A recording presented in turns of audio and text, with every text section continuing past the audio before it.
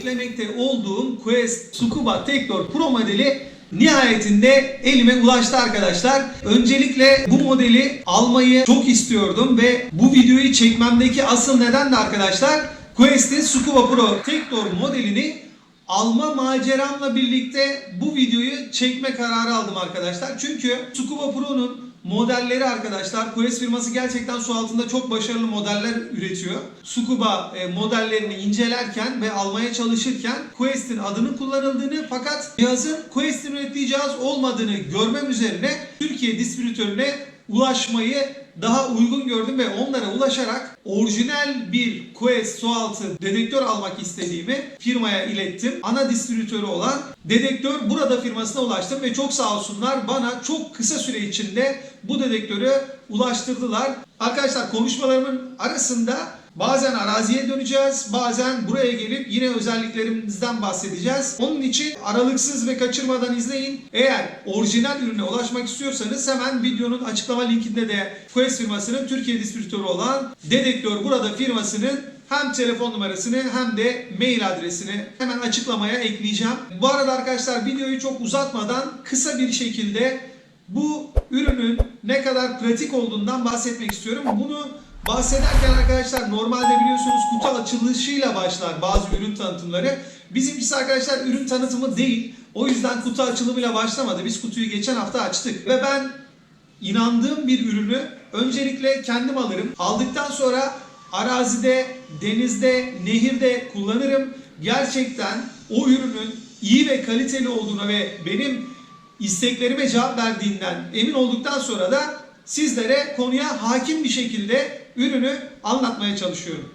Şimdi arkadaşlar öncelikle hemen kutudan bahsedelim. Dedektörümüzün hepsi bu kadar arkadaşlar. Gördüğünüz gibi küçük bir kutudan ibaret. Şöyle bir küçük bir cep telefonu koyduğumda yaklaşık 1,5 cep telefonu büyüklüğünde bir cihaz olduğunu görüyorsunuz. Bu zaten başlı başına bir kolaylık ve başlı başına mükemmel bir özellik arkadaşlar. Ve bu beni gerçekten çok cezbeden özelliklerinden biri. Firma gerçekten çok başarılı tasarımlar yapıyor. Kutumuzun içinden çıkan parçaları zaten hemen yan tarafta ya da üst tarafta görüyorsunuz. İçinden çıkan parçaları orada gördüğünüz gibi. Quest firmasının üretmiş olduğu alet bir karış büyüklüğünde ve sanırım gördüğünüz gibi 4 parmak genişliğinde. Fakat arkadaşlar gördüğünüz gibi arama başlığı ince ve uzun olduğu için tek bir arama yaptığımız esnada normal yuvarlak başlıklı bir dedektörlere göre çok daha büyük bir alanı tarayabiliyor. Bu yine en büyük özelliklerinden biri benim için. Ayarlanabilir baş kısmı sayesinde kayaların arka noktasında bir yere bakacağınız zaman bu şekilde kayalıkların arka noktasında da alanları rahatlıkla inceleyebilirsiniz ve tarayabilirsiniz. Şimdi neredeyiz ve arazi.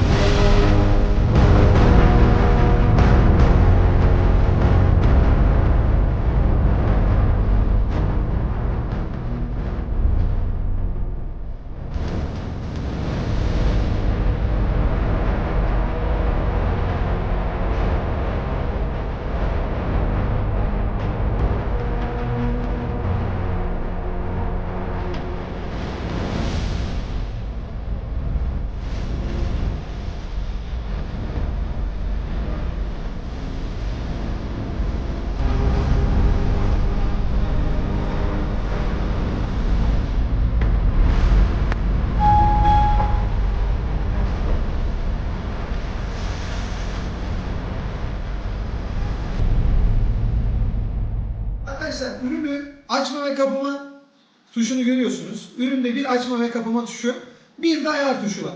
İki düğme bizim için gerekli bütün ayarlamaları yapıyor. Ve açarken yapmanız gereken tek şey 2-3 saniye altta bulunan açma tuşuna basmak. Bastık. Dedektörümüz açıldı.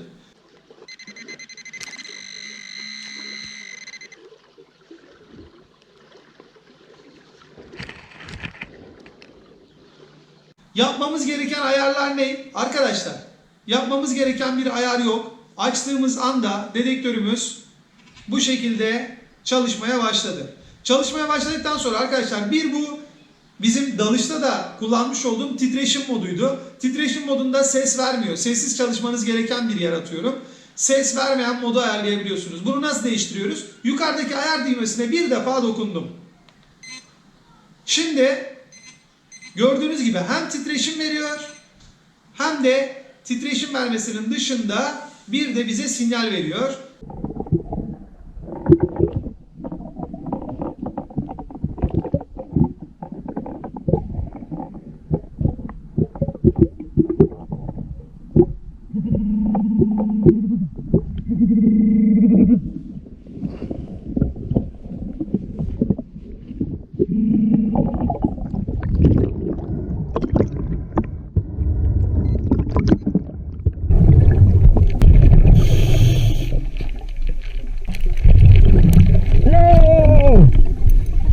Yine bir kere daha dokundum. Bu sefer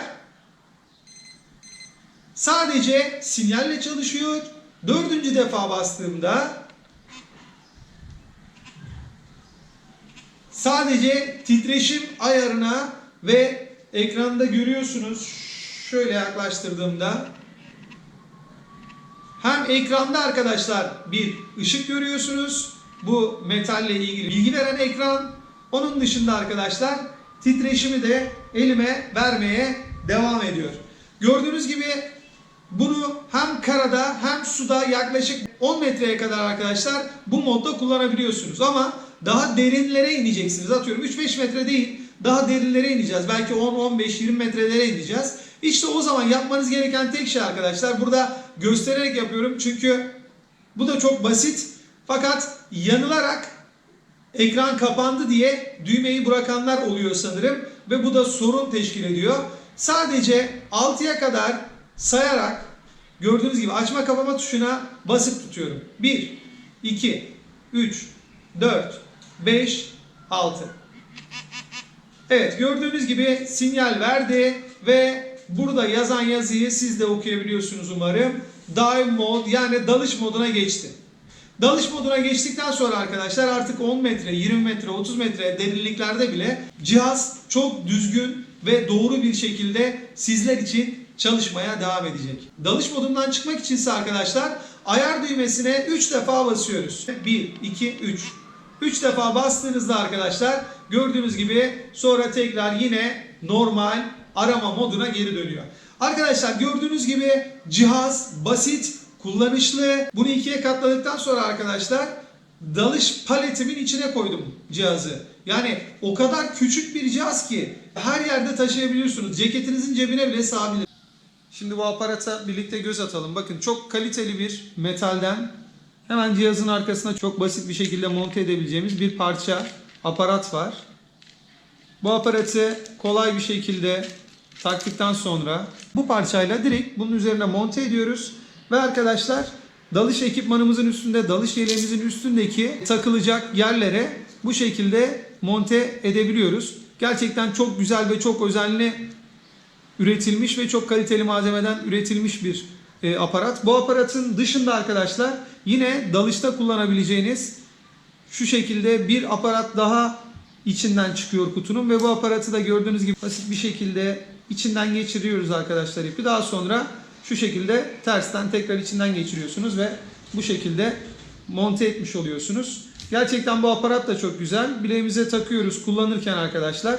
Cihazımız düşse bile arkadaşlar, elimizden düşse bile bileğimize takılı kalıyor. Karanlık noktaları görmemizi sağlayacak bir de lamba yapılmış. O lambayı da açmak için yukarıdaki sembole yine 5 saniye basık tutuyoruz ve hemen gördüğünüz gibi ışık da hemen açılıyor. Gerçekten çok özellikleri olan, kolay ve anlaşılabilir özellikleri olan bir cihaz. Bunun için gerçekten Quest'i kutluyorum. Gerçekten çok güzel bir cihaz yapmış. Hem nehirde hem de denizde dalışlarda bulduğum enteresan şeyler oldu. Onları da diğer videolarımdan izleyebilirsiniz. Denizde bulduğum şeylere göz atmak isterseniz diğer videomdan o görüntülere de göz atabilirsiniz. Aynı zamanda arkadaşlar ek bir parça daha var satın alabileceğiniz yine. Hemen o parçayı da sizlere anlatmak istiyorum. Bu ek parça da arkadaşlar dedektörü su dışında kullanmak istediğiniz zaman ya da suda uzanamayacağınız bir nokta olduğu zaman çok basit bir şekilde birleştireceğiniz bir uzatma aparatı mevcut. Buna da yine arkadaşlar dedektörburada.com, Dedektörburada'dan bu parçayı da sipariş verebilirsiniz.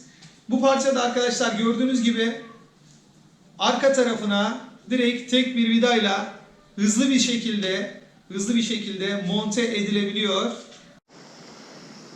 Evet arkadaşlar, şimdi akıntı çok fazlaydı. Akıntıya karşı çok rahat gidemedim. Şimdi çok basit bir şekilde gördüğünüz gibi cihazımızın uzatma aparatını takıyorum arkadaşlar. Uzatma aparatının takılması da gördüğünüz gibi hızlı bir şekilde olması bizim için çok önemli. Çünkü zaman biliyorsunuz çok önemli arkadaşlar. Gördüğünüz gibi parçanın birincisini birleştirdik. Hemen ikinci parçayı da getirdik. Hızlı bir şekilde. Şu anda artık cihazımız hazır arkadaşlar.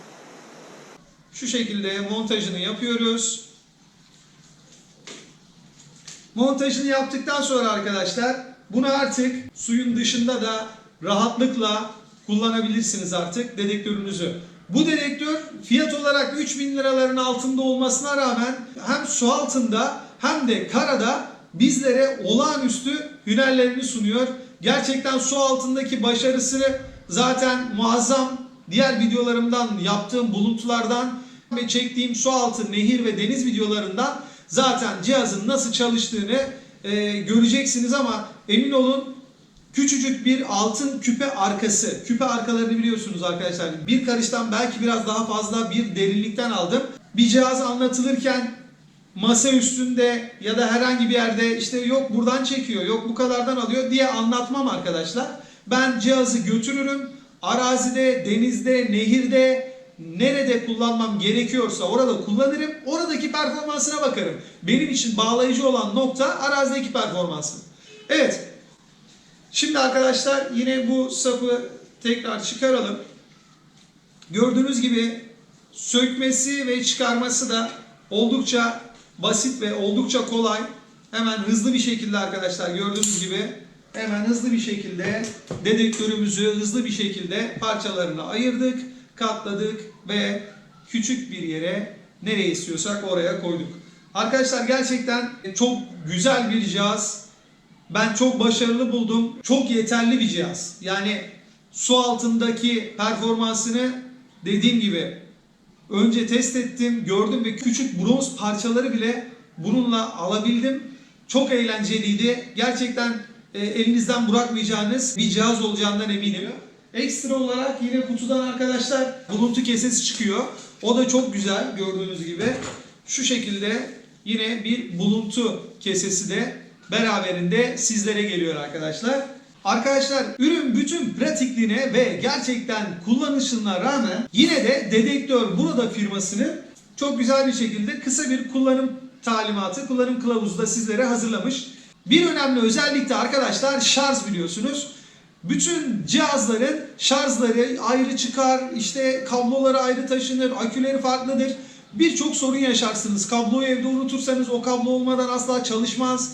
Fakat bunu Quest firması yine olağanüstü bir şey yapmış. Cihazın içinde, şurada resimde de paylaşıyorum. Cihazın içinde bir Type-C girişi yapmışlar. Type-C arkadaşlar artık bütün cep telefonları, iPad'ler bunların hepsi zaten arkadaşlar artık Type-C dediğimiz başlıklara sahip. Type-C şarj kablosu sizlere kutunun içine geliyor. Bana havadan uçarak geliyor arkadaşlar. Gördüğünüz gibi bu da Type-C girişi. Bu Type-C'nizi taktıktan sonra şarj edebilirsiniz. Bataryayı çıkarmanıza gerek yok. Yapacağınız tek şey Type-C kablonuzu ya da bunu evde bile unutsanız herhangi bir evde illaki bu kablolardan bir tane vardır.